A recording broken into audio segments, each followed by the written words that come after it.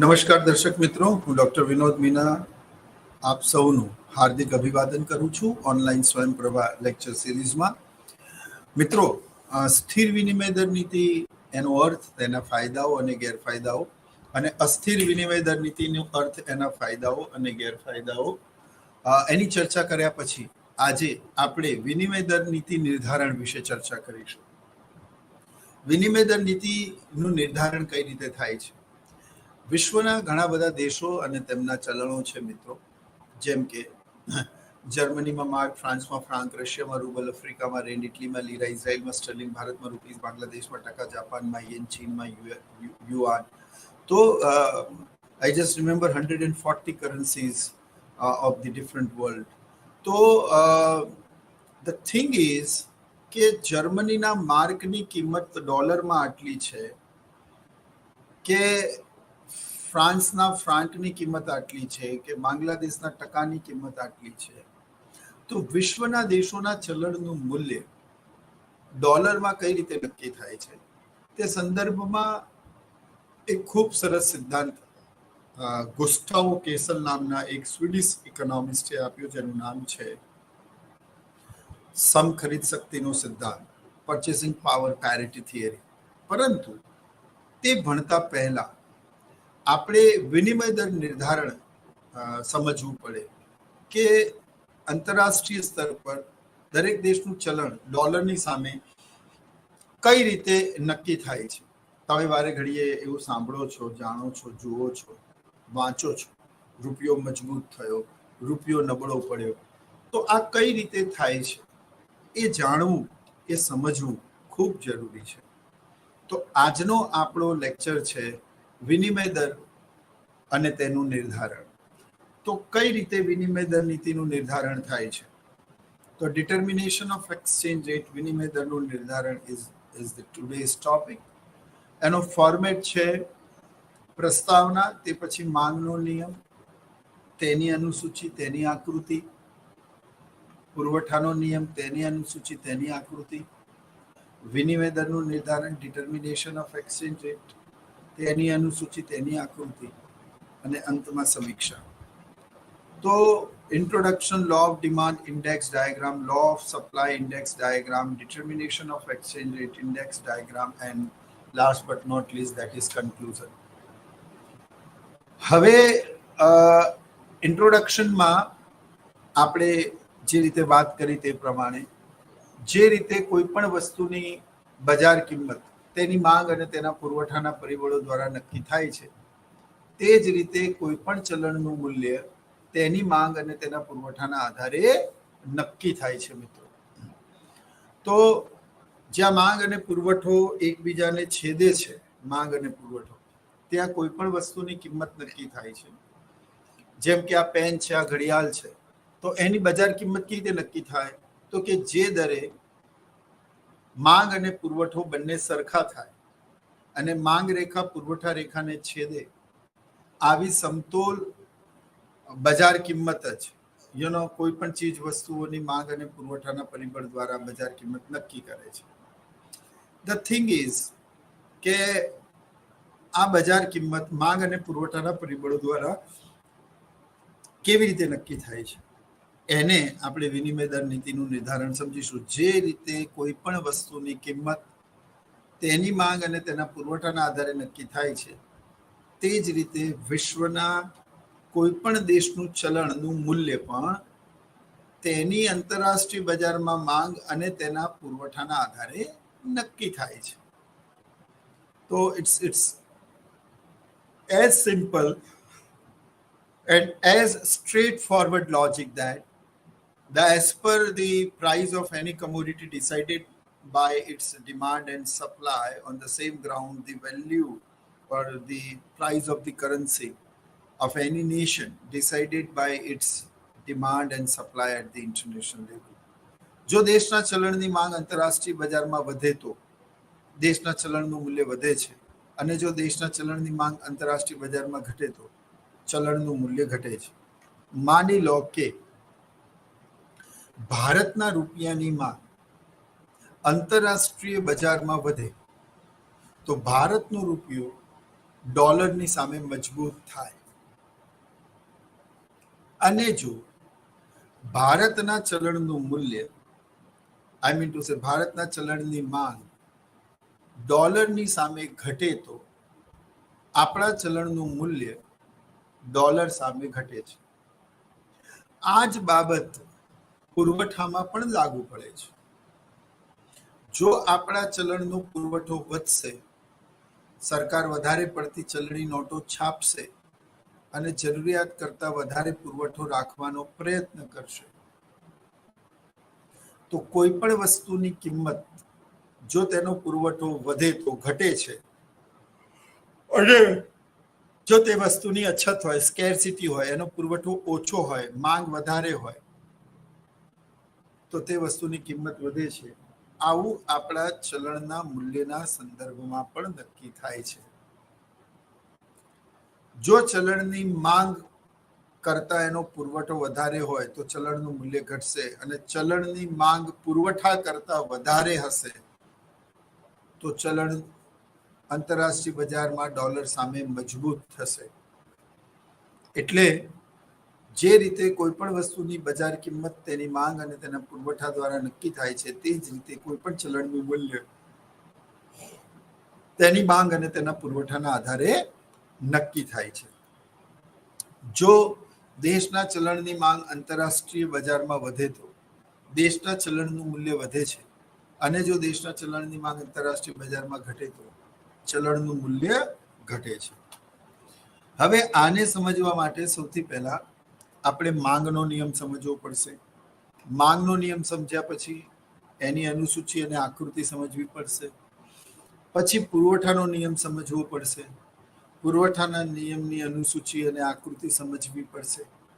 પછી માંગ અને પુરવઠાની સંયુક્ત અનુસૂચિ સમજવી પડશે, અને તેના દ્વારા સંયુક્ત આકૃતિ દોરવામાં આવશે, જેમાં માંગ અને પુરવઠો એકબીજાને છેદશે, ત્યાં વસ્તુની કિંમત નક્કી થશે, અને તે જ કિંમતે આંતરરાષ્ટ્રીય સ્તર પર આપણા ચલણનું મૂલ્ય પણ ડોલરની સામે નક્કી થશે.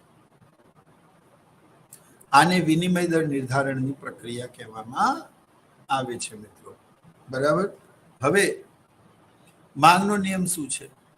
When all other factors remains constant and if price increases the demand contracts, and when price decreases demand expands, so there is an inverse relationship between price and quantity demanded.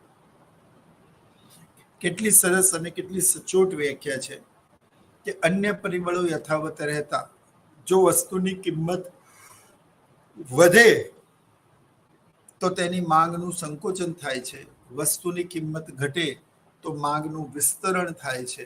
આમ કિંમત અને માંગ વચ્ચે વ્યસ્ત સંબંધ છે. અહીંયા બહુ જ સમજવાની મહત્વની વાત એ છે કે કિંમત અને માંગ વચ્ચે વ્યસ્ત સંબંધ છે. રિમેમ્બર વેલ, કિંમત અને માંગ વચ્ચે વ્યસ્ત સંબંધ છે, પણ માંગ અને કિંમત વચ્ચે સીધો સંબંધ છે.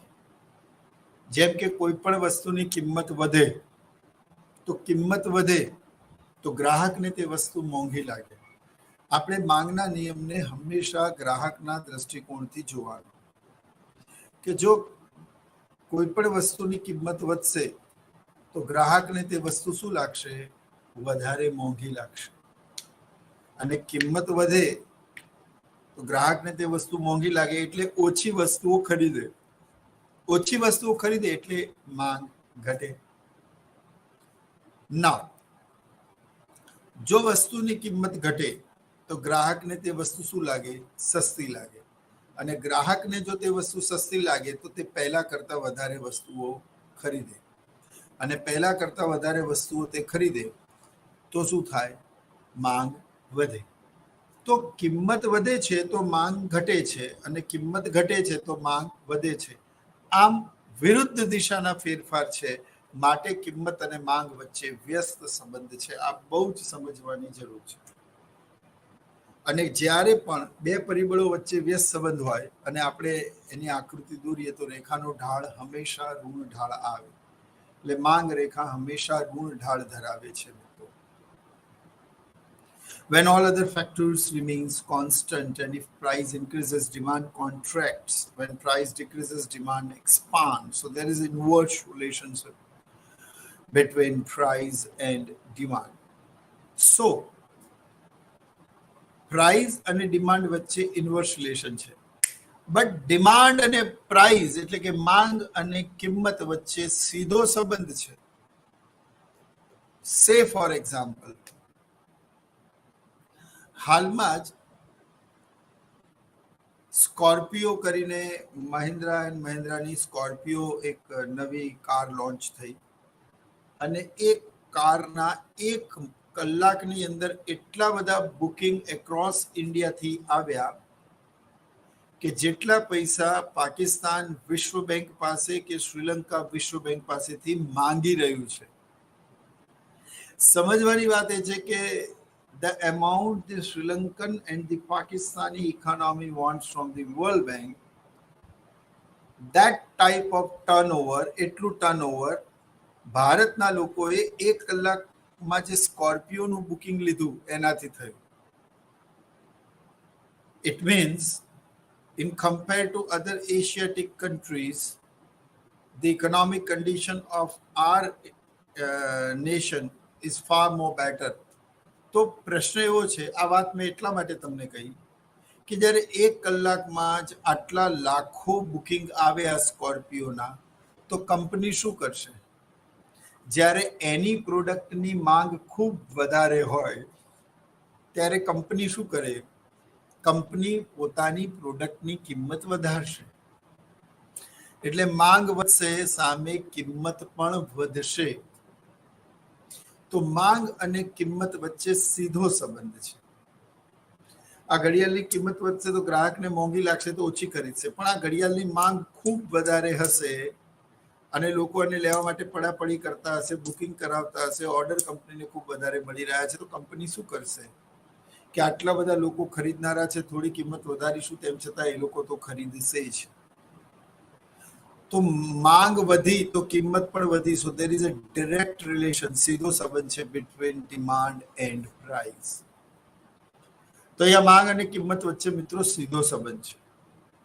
અને માંગ અને કિંમત વચ્ચે જ્યારે સીધો સંબંધ હોય ત્યારે રેખાનો ઢાળ ધન આવે. Yes, that exactly I want to tell you. અહીંયા કિંમત અને માંગ વચ્ચે વ્યસ્ત સંબંધ છે, માટે માંગ રેખા ઋણ ઢાળ ધરાવે છે. તમે આકૃતિમાં જોઈ શકો છો કે ડીડી રેખા તે ઉપરથી નીચે તરફ આવતી ઋણ ઢાળ ધરાવતી રેખા છે. હવે when other factors remains constant and if price increases the demand contracts and when price decreases demand expands. So there is an inverse relationship between price and quantity demanded. Now, price of X goods. અહીંયા આપણે લઈએ price of Indian currencies rupees, demand of Indian currencies rupees or demand of dollar, આપણે ગમે તે સમજી શકીએ. હવે તમે જોવો છો કિંમત 1, 2, 3, 4, 5. કિંમત ઓછી તો આપણે ડોલરની માંગ કેવી કરીશું? વધારે. કિંમત ઓછી તો આપણે બીજા દેશોથી વધારે વસ્તુઓ મંગાવીશું અને એને ચૂકવણી કરવા માટે આપણે વધારે ડોલરની માંગ કરીશું. તો કિંમત ઓછી તો ડોલરની માંગ વધારે. કિંમત જેમ જેમ વધે છે 1 થી 2, 2 થી 3, 3 થી 4, 4 થી 5, તો ડોલરનું મૂલ્ય જેમ જેમ વધે છે તેમ તેમ તમે ડોલરની માંગ શું કરો છો? ઘટાડો છો. એટલે અહીંયા આંતરરાષ્ટ્રીય સ્તર પર જો ડોલરનું મૂલ્ય ઘટે તો ભારતના દેશના લોકોને બીજા દેશથી જે વસ્તુ મંગાવવામાં આવે છે એના માટે ઓછા ડોલર આપવા પડે. ડોલર ઘટ્યો, બીજી ભાષામાં એવું પણ કહી શકાય કે આપણો રૂપિયો મજબૂત થયો. તો જો ડોલર ઘટે તો આપણો રૂપિયો મજબૂત થાય, આપણને વિદેશથી આવનારી વસ્તુઓ વધારે સસ્તી લાગે અથવા તો આપણે પહેલા કરતા ઓછા રૂપિયા ચૂકવવા પડે. તો આ સંજોગોમાં શું થાય? તો કે આ સંજોગોમાં એવું થાય કે ડોલરની માંગ વધે આપણા દેશમાં. બરાબર, ડોલરની માંગ શું થવા લાગે? વધવા લાગે. તો ડોલર ફરીથી શું થવા લાગે? મજબૂત થવા લાગે. અને એ ફરી એ સપાટી આવી જાય કે જ્યાં બજાર સમતુલામાં હોય. તો તમારા ચલણની સામે જો ડોલર સસ્તો થાય તો તમે વધારે ડોલરની માંગ કરો, અને જો ડોલર મોંઘો થાય તો તમે ઓછા ડોલરની માંગ કરો. અહીંયા માંગ બહુ અગત્યનું ફેક્ટર છે જે આ પ્રાઇસ કે આ રૂલ ડિસાઇડ કરે છે. સો જો કિંમત ઓછી 1 તો માંગ 50 એકમની, કિંમત વધીને 1 થી 2 થાય તો માંગ ઘટીને 40 થાય, કિંમત વધીને 3 થાય માંગ ઘટીને 30 થાય, કિંમત વધીને 40 થાય માંગ ઘટીને 20 થાય, કિંમત સૌથી વધારે 5 હોય ત્યારે માંગ સૌથી ઓછી 10 એકમની હોય. આમ જેમ જેમ કિંમત વધતી જાય છે તેમ તેમ માંગ ઘટતી જાય છે. તો અહીંયા કિંમત અને માંગ વચ્ચે કેવો સંબંધ છે? કિંમત અને માંગ વચ્ચે વ્યસ્ત સંબંધ છે. કેવો સંબંધ છે? વ્યસ્ત. કિંમત વધે, ડોલરની કિંમત વધે તો આપણે એના ઓછા એકમો ખરીદીશું, માંગ ઘટે. અને જો એની કિંમત ઘટે તો આપણે વધારે એકમો ખરીદીશું, કારણ કે આપણને ડોલર સસ્તો લાગે છે. તો સૌથી પહેલા આ માંગનો નિયમ આપણે સમજવો પડે. આકૃતિમાં આડી ધરી પર માંગ એકમોમાં ને ઊભી ધરી પર કિંમત રૂપિયામાં દર્શાવેલ છે. જ્યારે કિંમત 1 રૂપિયો હોય, સૌથી ઓછી કોઈ પણ વસ્તુની કિંમત હોય, ત્યારે તમે જુઓ છો કે તેની માંગ સૌથી વધારે 50 એકમોની હોય, જે દર્શાવતું બિંદુ ઈ છે. બરાબર. તે જ રીતે કિંમત 1 થી વધીને 2 થાય, કિંમત વધે તો મિત્રો કિંમત વધે તો માંગ ઘટે, કારણ કે કિંમત અને માંગ વચ્ચે વ્યસ્ત સંબંધ છે. બરાબર. તો કિંમત વધે છે તો માંગ ઘટે છે. કિંમત 1 થી 2 થાય છે, માંગ 50 થી 40 એકમોની થાય છે. અગેન કિંમત વધીને 2 થી 3 થાય તો શું થાય? તો માંગ 40 થી ઘટીને 30 થાય, તે દર્શાવતું બિંદુ સી છે. અગેન કિંમત 3 થી વધીને 4 થાય તો માંગ 30 થી ઘટીને 20 થાય, તે દર્શાવતું બિંદુ બી છે. અને જ્યારે કિંમત સૌથી વધારે 5 રૂપિયાની હોય કોઈ પણ વસ્તુની, ત્યારે તેની માંગ 10 એકમોની થાય છે. આનો અર્થ શું થયો? કે જેમ જેમ નીચેથી ઉપર તરફ જઈએ, કિંમત શું થાય છે? વધે છે. અને કિંમત વધવાના કારણે માંગ રેખા શું થાય છે? ઘટે છે. એટલે જ માંગ રેખા ઋણ ઢાળ ધરાવે છે. શું ધરાવે છે? ઋણ ઢાળ ધરાવે છે. ફાઇન. તો અહીંયા તમે જોઈ શકો છો અનુસૂચિમાં કે કિંમત અને માંગ વચ્ચે વ્યસ્ત સંબંધ છે. કેવો સંબંધ છે? વ્યસ્ત સંબંધ છે મિત્રો. હવે તમે આ જ રીતે પુરવઠાની અનુસૂચિને એની આકૃતિ જુઓ તો પુરવઠામાં શું કહ્યું છે કે when all other factors affecting supply are assumed to be constant, અન્ય પરિબળો યથાવત રહે તો as price increases supply expands, and if price decreases supply contracts. So there is inverse relation, direct relation between price and supply. Direct relation, કિંમત પણ વધે છે અને સપ્લાય પણ વધે છે. હવે છે ને મિત્રો તમે ખાસ સમજો, કિંમત અને પુરવઠા વચ્ચેના સંબંધને આપણે ઉત્પાદક કે વેચનારના દ્રષ્ટિકોણથી સમજવાનો છે. જો કિંમત વધશે તો વેચનાર તરીકે મારો નફો વધશે. આ પેનની કિંમત જો વધે, ઉત્પાદન ખર્ચ એ જ રહે, અન્ય પરિબળો યથાવત રહેતા, એટલી બી ધારણા કરવી પડે. એટલે આની શું થાય? આ પેન જે કંપની બનાવે છે એની કિંમત વધી જાય તો કંપનીનો નફો શું થશે? તમે કહેશો કે સર વધશે. કંપનીનો નફો શું થશે? વધશે. એની માંગ વધશે. પણ ધ થિંગ ઇઝ કે પુરવઠો વધે છે ત્યારે ઉત્પાદક પુરવઠો વધવાના કારણે કિંમતો ઘટે છે અને માટે તેને વસ્તુ વેચવામાં રસ રહેતો નથી. એ વધારે એકમોનો સંગ્રહ કરશે અને ઓછી વસ્તુઓ વેચવા માટે મૂકશે,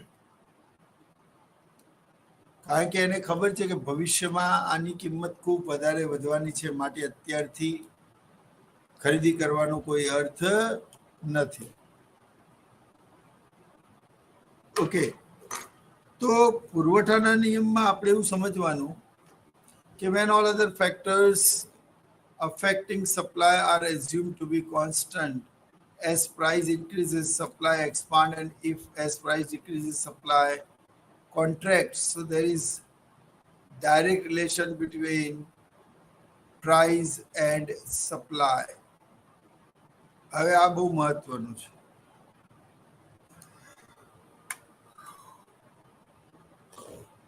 મિત્રો, કોઈ પણ વસ્તુની કિંમત જ્યારે વધે તો વેચનાર તરીકે મારો નફો વધશે. નફો વધશે તો વધારે એકમો વેચાણ માટે મૂકીશ, અને જે એકમો વેચાણ માટે મૂકવામાં આવે છે એને જ શું કહેવામાં આવે છે? જે વેચાણ માટે મૂકવામાં આવે છે એને જ પુરવઠો કહેવાય છે, બાકી પુરવઠો નથી. તો માંગના નિયમમાં જે રીતે ગ્રાહકની ઈચ્છા શક્તિ અને તૈયારીના સંદર્ભમાં એ આખું સમજવાની જરૂર હતી, તે જ રીતે પુરવઠામાં પણ એવું સમજવાની જરૂર છે કે પુરવઠાનો નિયમ ઉત્પાદકના દ્રષ્ટિકોણથી જોવાનો છે. માની લો કે આ પેનની કિંમત 100 રૂપિયા હતી અને તેમાંથી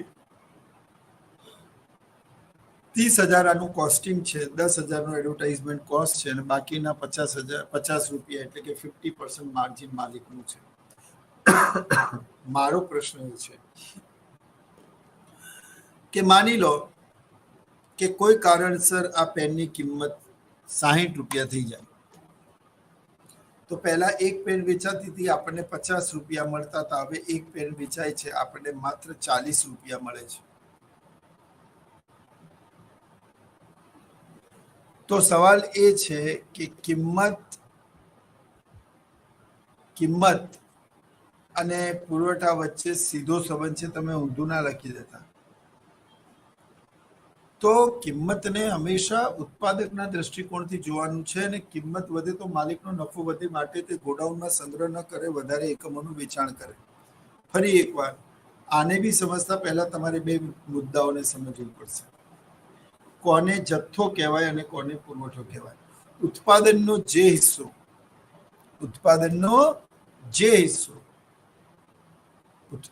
જે હિસ્સો વેચાણ અર્થે દુકાનમાં કે વેચાણ કેન્દ્ર પર મૂકવામાં આવે છે, તેનો પુરવઠો કહે છે. અને ઉત્પાદનના જે પ્રમાણને સંગ્રહી રાખવામાં આવે છે નિશ્ચિત સમય મર્યાદા માટે, ચોક્કસ કિંમતોની રાહ જોતા, તો તેને શું કહેવાય છે? તો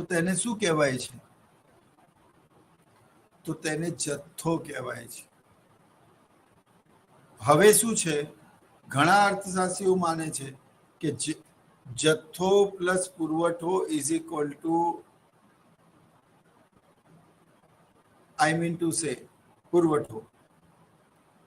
તો અહીંયા એવું કહે છે કે જથ્થો પુરવઠો is equal to total production supply. Fine. મારો પ્રશ્ન એ છે કે 100 એકમોનું ઉત્પાદન કર્યું, એમાંથી 40ને વેચવા માટે રાખ્યા અને 60ને સંગ્રહ કર્યો. ખરેખર એવું કહે છે કે સંગ્રહ કરેલા માલ સામાનની કિંમત ઓસ્ટ્રેલિયાના માલ સામાનની કિંમત સમાન થાય. આનો અર્થ એવો થયો મિત્રો, માની લો કે 100x નું ઉત્પાદન થયું, એ 100x માંથી એક દુકાનદાર 60x નો સંગ્રહ કરે છે અને 40 નું વેચાણ કરે છે. તો જે 40 નું એ વેચાણ કરે છે એ પુરવઠો છે, જેનો સંગ્રહ થયો એ જથ્થો છે. આટલું તમારે સમજવાનું. પછી પ્રશ્ન એવો ઉપસ્થિત થાય કે કોઈ કારણસર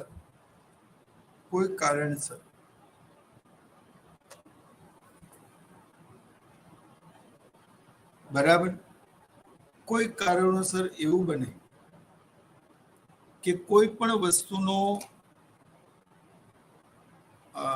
એવું કહેવાય છે કે પુરવઠા અને જથ્થાનો સરવાળો કરતા કુલ ઉત્પાદન મળે. સો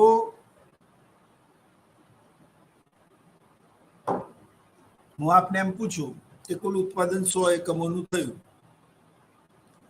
તો 40 એને વેચાણ માટે મૂક્યા અને 60 નો સંગ્રહ કર્યો, તો 40 અને 60 ઇઝ ઇક્વલ ટુ 100 થઈ ગયા. 100 એકમ ઉત્પાદન અને એનું વેચાણ. I agree, I understand.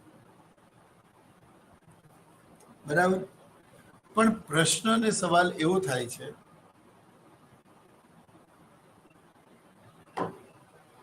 કે શું ક્યારે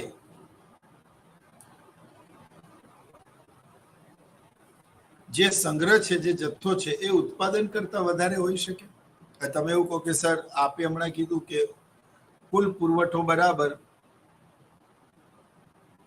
કુલ ઉત્પાદન બરાબર પુરવઠો વત્તા જથ્થો. પુરવઠો એ જે ઉત્પાદનનો હિસ્સો વેચાણ માટે મૂકવામાં આવે છે, જથ્થો એ જેનો ગોડાઉનમાં સંગ્રહ થાય છે. તો 40 વેચાણ માટે મૂકવામાં આવ્યા, 60 નો સંગ્રહ થયો, તો તમે 40 પ્લસ 60 કરો તો તમને 100 મળે, કુલ ઉત્પાદન મળે. પરંતુ અહીંયા સમજવાની વાત એ છે કે દર વર્ષની જેમ આ વર્ષે પણ એ 100x નું ઉત્પાદનનું ટાર્ગેટ આપે. બરાબર.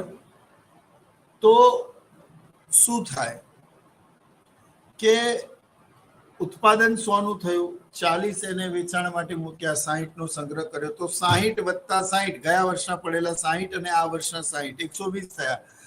તો એવું બની શકે કે જથ્થો તે પુરવઠા કરતા વધારે હોઈ શકે, but in very rare case, but there is a possibility. સમજ પડી કે ના પડી? એટલે યુ નો વોટ કે જથ્થો કુલ ઉત્પાદન કરતા વધારે હોઈ શકે છે. બરાબર. હવે આપણે સમજવાનો પ્રયત્ન કરવાનો કે માંગ અને પુરવઠા દ્વારા કઈ રીતે બજારની કિંમત નક્કી થાય છે. પણ એ પહેલા પુરવઠાનો નિયમ જોઈ લઈએ. 10 રૂપિયાની કિંમતે પુરવઠો 10, 20 રૂપિયાની કિંમતે 20, 30 રૂપિયાની કિંમતે 30, 40 રૂપિયાની કિંમતે 50, 50 રૂપિયાની કિંમતે 50.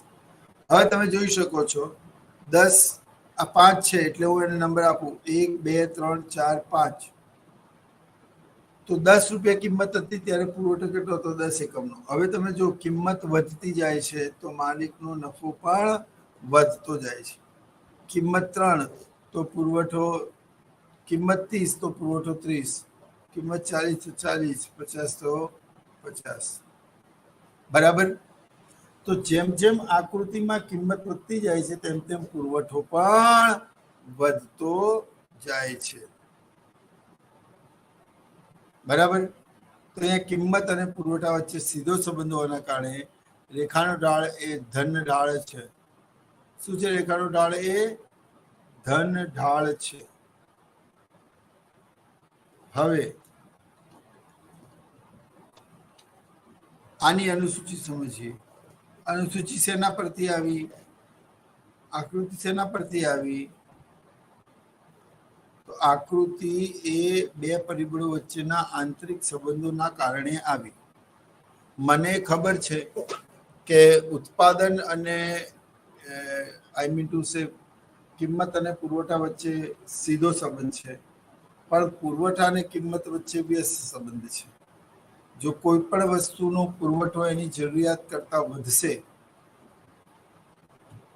તો પછી દુકાનદાર ઓછી વસ્તુનો પીછો, ઓછી વસ્તુઓ જે કિંમત છે, ઓછી કિંમત છે, હવે કિંમત 10 થી 20 થાય તો માલિક વધારે એકમો વેચાણ માટે મૂકશે અને ઓછા એકમોનો સંગ્રહ કરશે.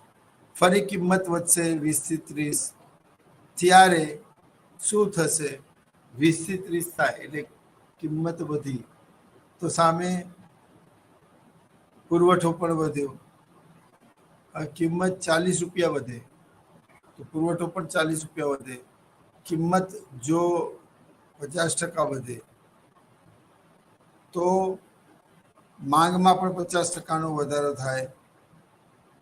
આમ કિંમત અને પુરવઠા વચ્ચે સીધો સંબંધ છે. આ બાબતને બાજુની એક આકૃતિમાં દર્શાવેલ છે. તમે જોઈ શકો છો, આડી ધરી પર પુરવઠો અને ઊભી ધરી પર કિંમત દર્શાવેલ છે. અને જ્યારે કિંમત 10 રૂપિયા હતી, હું કર્સર લઈ જઉં છું જો તમને દેખાય તો, જ્યારે કિંમત 10 રૂપિયા હતી ત્યારે પુરવઠો 10 એકમનો હતો. દર્શાવતું બિંદુ એ છે. વસ્તુની કિંમત 20 થાય તો પુરવઠો 20 એકમનો થાય, દર્શાવતું બિંદુ બી છે. વસ્તુની કિંમત 20 થી વધીને 30 થાય તો પુરવઠો 30 થી વધીને 20 થાય, દર્શાવતું બિંદુ સી છે. અને વસ્તુની કિંમત જો 40 રૂપિયા થાય તો પછી પુરવઠો પણ 40 એકમનો થાય. અને વસ્તુની કિંમત જો 50 રૂપિયા થાય તો કિંમત જો 50 રૂપિયા થાય તો પુરવઠો પણ 50 એકમોનો થાય છે. આમ કિંમત અને પુરવઠા વચ્ચે સીધો સંબંધ લેવાથી રેખા ધન ઢાળની જોવા મળે છે. ધન ઢાળ એટલે શું? પોઝિટિવ સ્લોપ એટલે શું? તો નીચેથી ઉપર તરફ, બરાબર, આને પોઝિટિવ કહેવાય. માંગ રેખા સદંતર આનાથી ઊંધી હતી, જ્યારે પુરવઠા રેખા સદંતર એનાથી વિપરીત છે.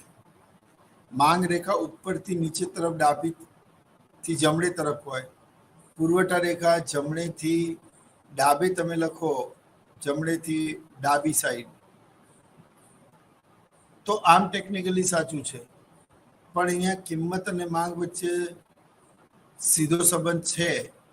કિંમત વધે છે તેમ તેમ માલિકનો નફો વધે છે અને તે વધારે એકમોનું વેચાણ કરી અને પોતાના નફાને વધારવાના પ્રયત્નો કરે છે. બરાબર. તો માંગના નિયમમાં શું સમજવાનું કે માંગના નિયમમાં અન્ય પરિબળો યથાવત રહેતા વસ્તુની કિંમત વધે છે અને જો કિંમત ઘટે તો માલિકનો નફો ઘટે છે, માટે તે પહેલા કરતા ઓછા એકમોનું વેચાણ કરે છે. આ બાબતને આપણે અંતિમ ડાયાગ્રામ દ્વારા સમજીએ. એટલે આખા પ્રશ્નમાં 2 થી 3 થિયોરી અને 8 પેપર તમે ભણાયા છે. હવે તમે જુઓ આકૃતિમાં 1 અને 2, આને આપણે આપી દઈ શકીએ ABCDE. તો જ્યારે કિંમત 1 રૂપિયો હતી ત્યારે માંગ કેટલા એકમોની હતી મિત્રો? 50. અને ત્યારે પુરવઠો કેટલો? 10. હવે કિંમત 1 થી વધીને 2 થાય તો કિંમત વધી તો માંગ ઘટી, અને માંગ ઘટીને 40 એકમોની થાય તો બચત. બરાબર. અચ્છા, ચોથું જુઓ, વસ્તુની કિંમત 20 થાય તો પુરવઠો 40 થાય. આનો અર્થ એ થયો કે કિંમત અને પુરવઠા વચ્ચે સીધો સંબંધ છે. જો કોઈ પણ વસ્તુની કિંમત વધશે તો તેનો પુરવઠો પણ વધશે. બરાબર. હવે આકૃતિમાં તમે જુઓ કે માંગ રેખા પુરવઠા રેખાને જે ડીડી છે તે એસએસ સપ્લાય કર્વને સી બિંદુએ છેદે છે. કયા બિંદુએ? સી બિંદુએ. ત્યાં વસ્તુની કિંમત 3 રૂપિયા અને માંગ અને પુરવઠો બંને 30 એકમોનું નક્કી થાય છે. આ આટલું જ છે ડાયાગ્રામ. માંગ રેખા પુરવઠા રેખાને એટલે ડીડી એ પુરવઠા રેખાને સી બિંદુએ છેદે છે.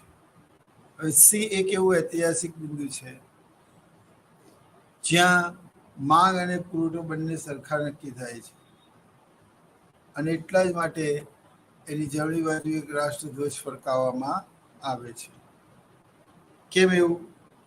તો કે કિંમત અને માંગ બંને સરખા થાય તો ઉપરના એકને પોઈન્ટ એ આપી દઉં, બી ને બી આપી દઉં, અને તમે જુઓ છો કે આ 1 અને 2 ની કિંમતે માંગ રેખા છે 50 અને 40, જ્યારે પુરવઠા રેખા છે 10 અને 20.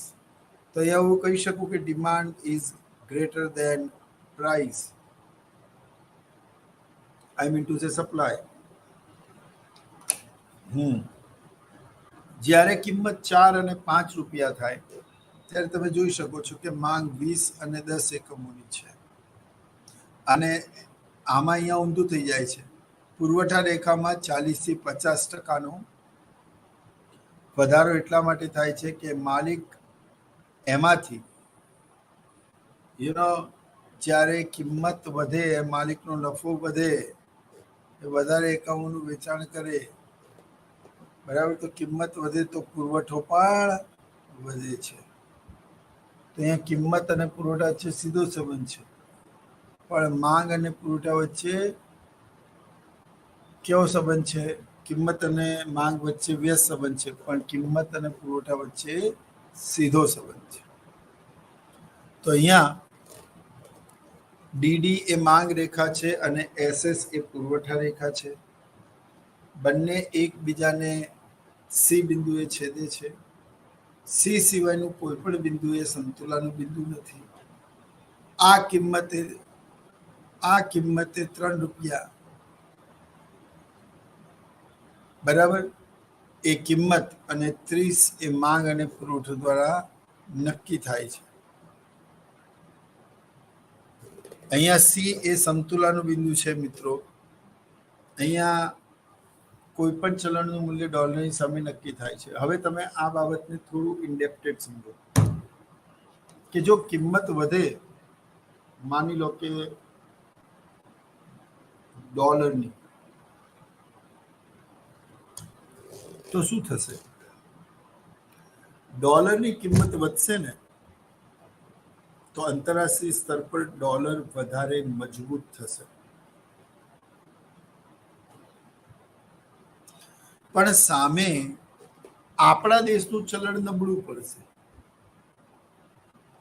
આપણે હવે બીજા દેશોથી આયાત કરવા માટે આંતરરાષ્ટ્રીય ચલણ એવા યુએસ ડોલરની માંગ કરીએ છીએ. So the thing is કે કોઈ પણ વસ્તુની માંગ વધે છે તો તેની કિંમત વધે છે. મેં કહ્યું તેમ, કારણ કે ગ્રાહકને તે વસ્તુ મોંઘી લાગે છે અને માટે તે ઓછી ખરીદે છે. એટલે કે એ અને બી, 1 અને 2 ને હું પોઈન્ટ એ અને બી આપું તો કિંમત જે 1 અને 2 હતી ત્યારે માંગ એ 50 થી 40 એકમોની અને પુરવઠો માત્ર 10 થી 20 એકમોનો રહ્યો હતો. હવે જો તમે 4 અને 5 રૂપિયાની કિંમતે, 4 રૂપિયાની કિંમતે પુરવઠો 20 અને માંગ 40, તે જ રીતે 5 રૂપિયાની કિંમતે માંગ 10 છે અને પુરવઠો 60 છે. તો અહીંયા માંગ વધારે છે અને કિંમત ઓછી છે. ઉપરના ઉદાહરણમાં કિંમત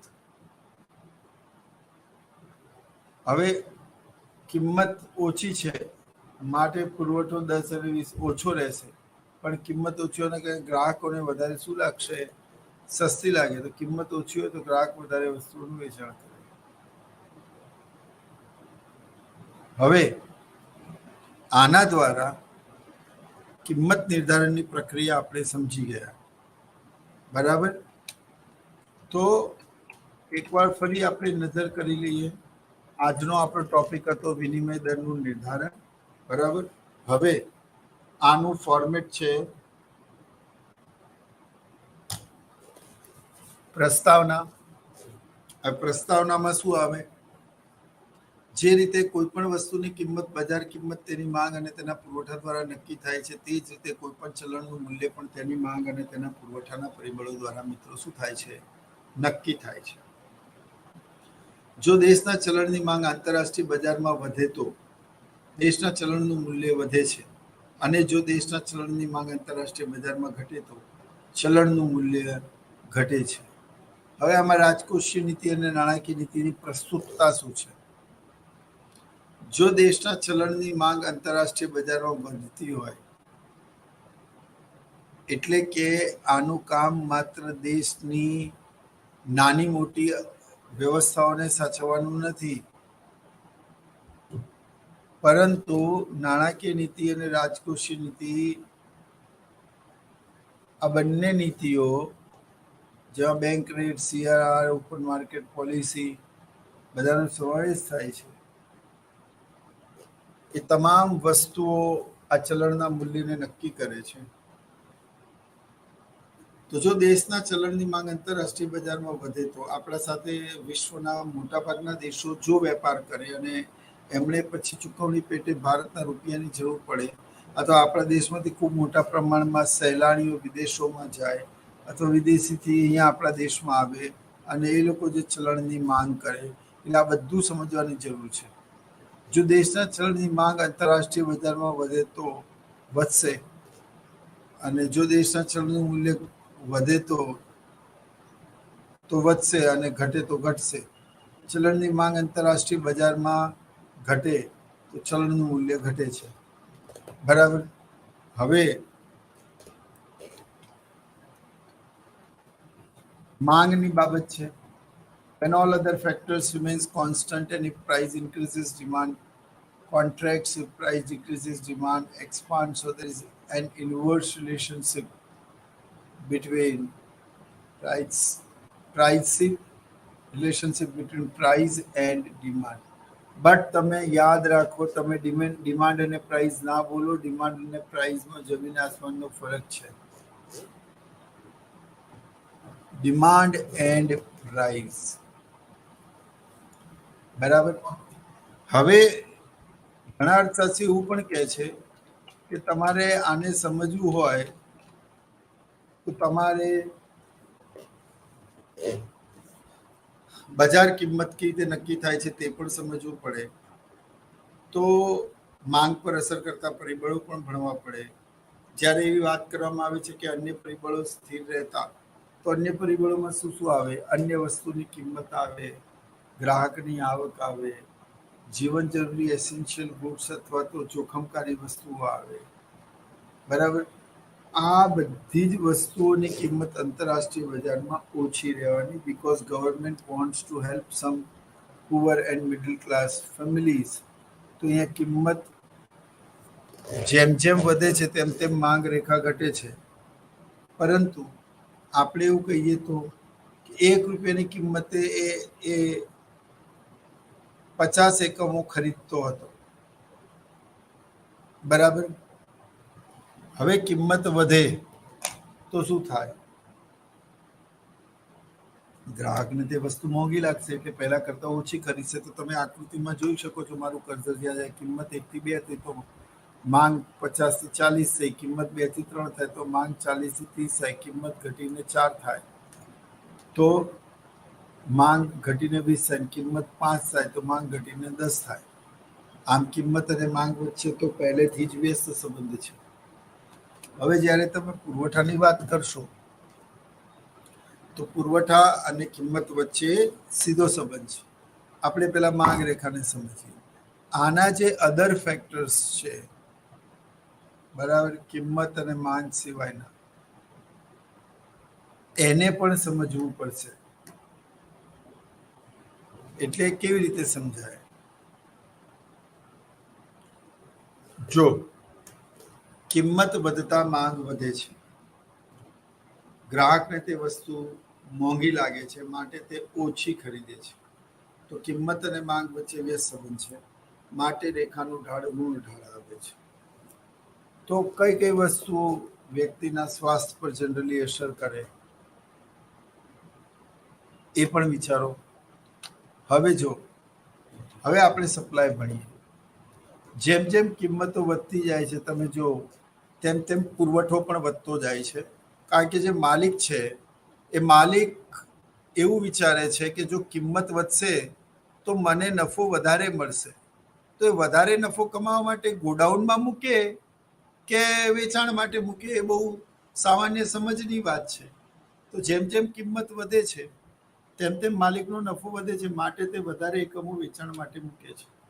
હવે અહીંયા આપણે જ્યારે માંગનો નિયમ ભણીએ છીએ ત્યારે યુ નો વોટ કે આપણે માંગ પર અસર કરતા પરિબળો પણ સમજવા જોઈએ. જેમ કે આપણે એવું કહીએ છીએ કે when all other factors remains constant, જ્યારે અન્ય પરિબળો યથાવત રહેતા વસ્તુની કિંમત વધે તો માંગ ઘટે છે અને વસ્તુની કિંમત ઘટતા માંગ વધે છે. તો જેમ જેમ કિંમત વધતી જશે એના કયા કારણો હોય? તો કે કિંમત વધવાના ઘણા કારણો હોય. કિંમત કેમ વધે? અને જ્યારે એવું કહેવામાં આવે કે અન્ય પરિબળો યથાવત રહેતા, તો એ અન્ય પરિબળો માંગ પર અસર કરતા પરિબળો પણ છે જેને આપણે સ્થિર ધારીએ છીએ, પણ તેને અસર કરતા પરિબળોના સંદર્ભમાં પણ હું આપને સમજાવું કે કોઈ પણ વસ્તુની કિંમત વધશે તો માલિક એની ઓછી, જે ખરીદનાર છે તે એની ઓછી વસ્તુઓના એકમો ખરીદશે. બરાબર છે? હવે અહીંયા when all other factors remains constant એવું ધારવામાં આવે છે, તો એવું કહેવામાં આવે છે કે ગ્રાહકની આવક સ્થિર રહેવી જોઈએ. જેમ કે એક્સની કિંમત 10 રૂપિયા છે ત્યારે હું એના 10 એકમો એક મહિનામાં ખરીદતો હતો. હવે એક્સની કિંમત 10 થી વધીને 20 રૂપિયા થાય છે. તો કિંમત વધી તો મને એ વસ્તુ શું લાગી? મોંઘી લાગી. એટલે મેં એના એકમો ખરીદ્યા નહીં. પણ પ્રશ્ન એ છે કે કિંમત ના લીધે માંગ ઘટે છે, પણ જ્યારે અન્ય પરિબળો સ્થિર રહે છે. હવે જો કિંમત વધે, બરાબર, તો કિંમત વધે 10 ની 20 થાય ત્યારે ગ્રાહકની આવક 10,000 હતી. પણ કિંમત વધે પણ સામે ગ્રાહકની કેપેસિટી ટુ પરચેસ, કારણ કે એની ઇન્કમ વધી ગઈ, અને ઇન્કમ વધી જાય તો કિંમત વધવા છતાં પણ તે માલિક ભાવ અને પુરવઠો, કિંમત વધવા છતાં પણ, બરાબર, તે શું કરશે? કિંમત વધવા છતાં પણ તે વધારે એકમોનું ને ખરીદી શકે છે, કારણ કે કિંમતના વધારા કરતા એના ખીચામાં કે એના પગારમાં થયેલો વધારો વિશેષ હોય. તો આ સંદર્ભમાં કિંમત વધવા છતાં પણ માંગ વધશે એટલે એવું પ્રિડિક્શન કરવામાં આવે છે, અને એટલા જ માટે આ ઇન્વેસ્ટમેન્ટ ખૂબ જ મહત્વનું છે. એટલે આપણે એવું ધારીએ છીએ કે અન્ય પરિબળો યથાવત રહે, બહુ મહત્વના છે બાળકો. જેમ કે ભાવિ અટકણો, ભવિષ્યમાં ફોર્થ વેવ આવશે, કશું જ નહીં મળે અને લોકડાઉનની પરિસ્થિતિ આવશે, કટોકટી સર્જાશે, તો લોકો ઝડપથી ચીજ વસ્તુઓની માંગ કરવા લાગે, જીવન જરૂરિયાતની વસ્તુઓને ઘરના ગોડાઉનમાં ભરવા લાગે. આવું કરવાથી ઓચિંતા ડોમેસ્ટિક માર્કેટમાં ડિમાન્ડ વધી ગઈ. તો ડિમાન્ડ વધે તો શું થાય? તો હકીકતમાં ડિમાન્ડની સાથે પ્રાઇસ વધે. તો માંગનો નિયમ તો એવું કહે છે કે કિંમત વધે તો માંગ ઘટવી જોઈએ, પણ અહીંયા કિંમત વધે છે, બરાબર, કિંમત વધે તો માંગ ઘટવી જોઈએ. કિંમત વધી તો માંગ ઘટવી જોઈએ, પરંતુ સામે એની કિંમતના વધારા કરતા ગ્રાહકની આવકનો વધારો સવિશેષ હોય. માન લો કિંમતમાં 10% વધારો થયો, પણ તેની માંગમાં 300 ગણો, તેની આવકમાં 300 ગણો વધારો થયો. એ 10,000ની જગ્યાએ 3 લાખ રૂપિયા દર મહિને કમાવા. તો અહીંયા કિંમત વધવા છતાં પણ ગ્રાહકને તે વસ્તુ શું લાગશે? સસ્તી, કારણ કે એના ખીચામાં પરચેસિંગ પાવર ખૂબ વધારે છે. એટલે અહીંયા શું થશે કે કિંમત વધવા છતાં પણ તે વધારે એકમોની માંગ કરશે, તો કિંમત અને માંગ વચ્ચે તો સીધો સંબંધ થઈ ગયો. એટલે આપણે એવું ધારવું પડે કે ભાઈ અન્ય પરિબળો યથાવત રહેતા, એમાં અન્ય પરિબળોમાં ગ્રાહકની આવક પણ સ્થિર રહેવી જોઈએ. તેવી જ રીતે ભાવિ અટકણો, તો ભાવિ અટકણોમાં ફોર્થ વેવ આવશે ને એક પણ વસ્તુ નહીં મળે એટલે લોકો શું કરે? તાત્કાલિક ચીજ વસ્તુ ભરવાનું શરૂ કરે તો અહીંયા ગ્રોસરીની કિંમતો વધી, બરાબર. તો ખરેખર ગ્રાહકે તેની માંગ ઘટાડવી જોઈએ, પણ ગ્રાહક એવું વિચારે છે કે અત્યારે આટલી કિંમતમાં બી મળે છે, આવનારા સમયમાં મળશે કે નહીં મળે કંઈ નક્કી નથી. તો અહીંયા કિંમત વધવા છતાં પણ માંગ વધે છે, કારણ કે ફ્યુચર અનસર્ટેન છે. એટલે આપણે એવું ધારવું પડે કે ભાઈ માંગનો નિયમમાં કિંમત અને માંગ વચ્ચે વ્યસ્ત સંબંધ ત્યારે જ સાબિત થાય જ્યારે અન્ય પરિબળો સ્થિર અને યથાવત રહે. હવે અન્ય પરિબળોમાં કયા પરિબળોનો સમાવેશ થાય? તો કે ગ્રાહકની આવકનો, અન્ય વસ્તુની કિંમતનો, ફેશન રુચિ ટેવનો, ભાવિ અટકણોનો, બરાબર, વસ્તી અને વસ્તુની ગુણવત્તાનો. હવે જેમ કે આપણે એવું સમજીએ કે ભાવિ અટકણો તો આપણે ભણી ગયા. માની લો કે ફેશન, કોઈ એક્સ નામક વસ્તુ છે, એની કિંમત ઘટે તો એનો અર્થ એવો થાય કે ગ્રાહકે તે વધારે ખરીદવી જોઈએ. પણ એ વસ્તુ આઉટ ઓફ ડેટ છે, આઉટ ઓફ ફેશન છે. Nobody is asking, nobody is bothering about that, અને એને કોઈ વસ્તુની માંગ કરતું નથી. તો કિંમત ઘટી, હવે ટ્રેન્ડમાં નથી, બહુ કોમન વસ્તુ છે, બધા લોકોએ યુઝ કરી લીધી, હવે એમાં કશું નવું નથી. તો કિંમત ઘટે તો ગ્રાહકે તેની માંગ વધારવી જોઈએ. પણ અહીંયા ગ્રાહકને ખબર છે કે આ વસ્તુ આઉટડેટેડ છે, આનું ફેશન, હવે આનું ચલણ નથી.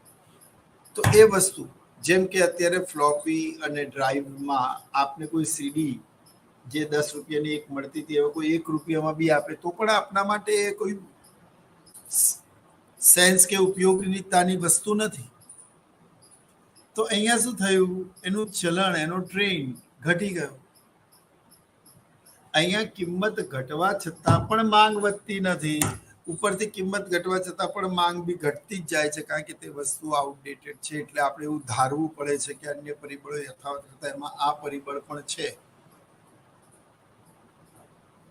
ખ્યાલ આવ્યો?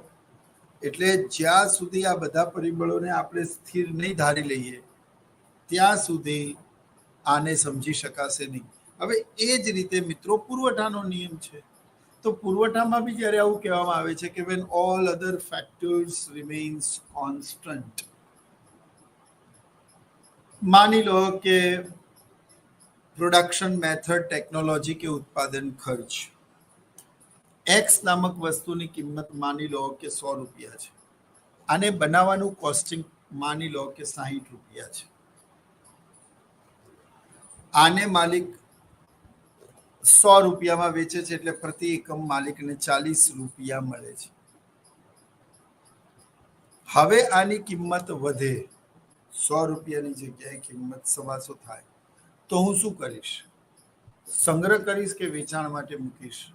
તો કે વેચાણ માટે મૂકીશ. બરાબર. પણ આવું શક્ય ક્યારે બને એ બી સમજવાનું કે માની લો કે કિંમત જે એક્સ નામક વસ્તુની કિંમત, આની કિંમત 100 થી 110 રૂપિયા થાય, તો કિંમત વધી તો મારો નફો વધ્યો, તો વધારે એકમો વેચાણ માટે મૂકીશ. પરંતુ આને બનાવવાનું ખર્ચ, ટેકનોલોજી કે રો મટીરિયલનું કોસ્ટિંગ એ સ્થિર રહેવું જોઈએ. અને એ સ્થિર રહીને કિંમત વધે તો હું પુરવઠો ચોક્કસ વધારીશ. પણ અહીંયા એવું બને કે કોક એવી નવી ટેકનોલોજી આવી જાય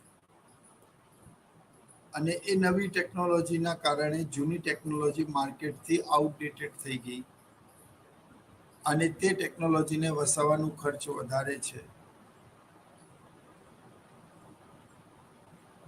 તો શું થશે?